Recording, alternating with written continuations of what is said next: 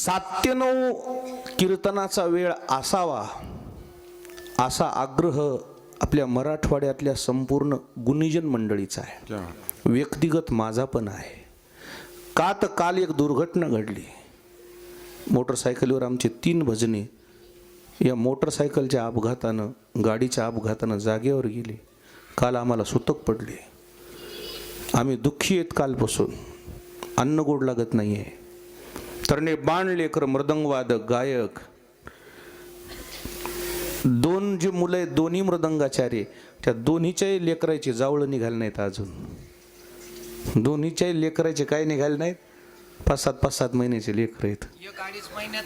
आणि आता त्या 2-2.5 महिन्याचे आणि 5-6 महिन्याच्या लेकराला बाप काय माहीत सांगा. अंत्यविधी करताना आम्हाला अग्नी देताना भीती वाटू लागली की द्यावं का नाही, अजून उठतंय की काय असं मला वाटायचं. उठावं वाटायचं मला, हे उठल असं मला वाटायचं. मग अशा ज्या दुर्घटना, रात्री 12:30-1ला ही घटना घडली. कीर्तन करून लेकर येऊ लागले.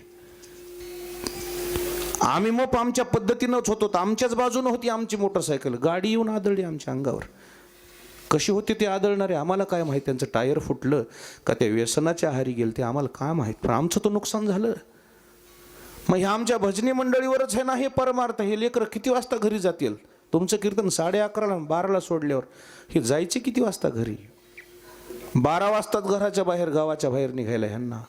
मग जायचे किती वाजता, झोपावं कधी. सकाळी काल्याच्या कीर्तनासाठी पुन्हा सकाळी 8ला घरून निघावं लागते, 7ला घरून निघावं लागते. ह्यांना काही जीवन आहे की नाही, ह्याला मुलं बाळ आहेत की नाही, ह्यांना परिवार आहे की नाही. म्हणून आम्ही सर्व परिसराचं सुद्धा आंबा 7 ते 9 कीर्तन टाकायचं पत्रिकेवर. आता एवढं गाव आहे हे वाई, 6:30 वाजता एकही माणूस जेवायचं शिल्लक राहिलं नव्हतं. म्हणजे कसं जेवण केलं असेल सांगा. सगळ्या कारभाऱ्या करता टाळी वाजवा ह्या सगळ्या.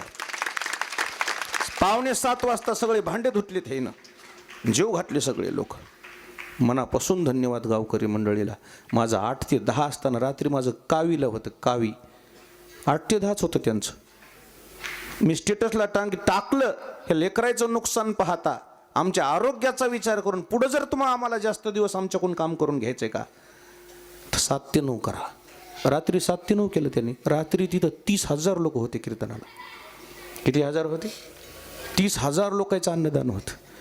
7 ते 9 तर 7 ते 9 म्हणले महाराज. आदल्या दिवशी सांगितलं लोक 6:30लाच जागा धरून बसली होती. हे 6:30लाच बसलेले लोक आहेत. हे जागा धरून बसलेले 6:30लाच बसलेत. 7 ते 9 7 ते 9.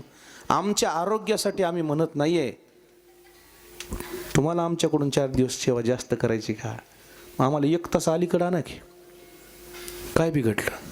दोन्ही कावी संस्थान आणि ही वावी संस्थान, तिथं बी किशनगिरी महाराजचं संस्थान, इथं रामगिरी महाराज आमचे गोरक्षनाथ महाराज संस्थान. 7 ते 9 कीर्तनाचा वेळ केला. आपण जसा केला परिसरातल्या सगळ्या हिंगोली जिल्ह्यातल्या सगळ्या आलेल्या मंडळीला माझी कळकळीची विनंती आहे. आमचे भजने वाचविण्याकरता आम्हाला 1 तास आमचं जरा कमी करा. आमचे भजने जगले पाहिजे, आमचे भजने वाचले पाहिजे. आमचे भजनेच नाही वाचले तर मी काय करू एकटा. आमच्या भजनेलाच काय झालं तर मी काय करू. आणि म्हणून तुम्हाला कळकळीची विनंती, जेवढे मला पत्रिका आलेत, सुकळी आली, 7 ते 9 कीर्तन करायचं. पत्रिका जरी छापली तर पहिल्या दिवशीच सांगायचं उद्यापासून कीर्तन 7 ते 9. सगळ्या कीर्तनकाराला 7 ते 9. सगळ्या पाहुण्याला मॅसेज टाकायचा 7 ते 9. तुम्ही आज माणूस मिळलं की मॅसेज टाकता का नाही इतक्या वाजता अंत्यविधी, तुम्ही तितक्याच वाजता जाता का. तुम्ही म्हणता मला इतक्या वाजता येणं होत नाही, इतक्या वाजता माती करा असं म्हणता का. तिकडून आला ना मॅसेज 4 वाजता माती, 4 वाजता मौत आहे, तुम्ही 4लाच जाता का 4:30ला जाता. आणि म्हणून तसं जसं करता तसं आमच्या आरोग्याकरता तुम्हाला कळकळीची विनंती आहे, 7 ते 9 कीर्तन करा.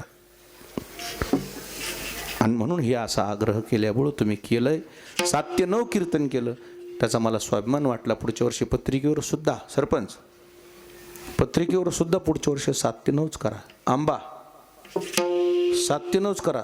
मला जितके ओळखीतात लोक त्यानं तरी माझ्याकडे शब्दाला मान द्या. आता जेला ओळखीतच नाहीत माहितीला त्याला मी काय बोलत.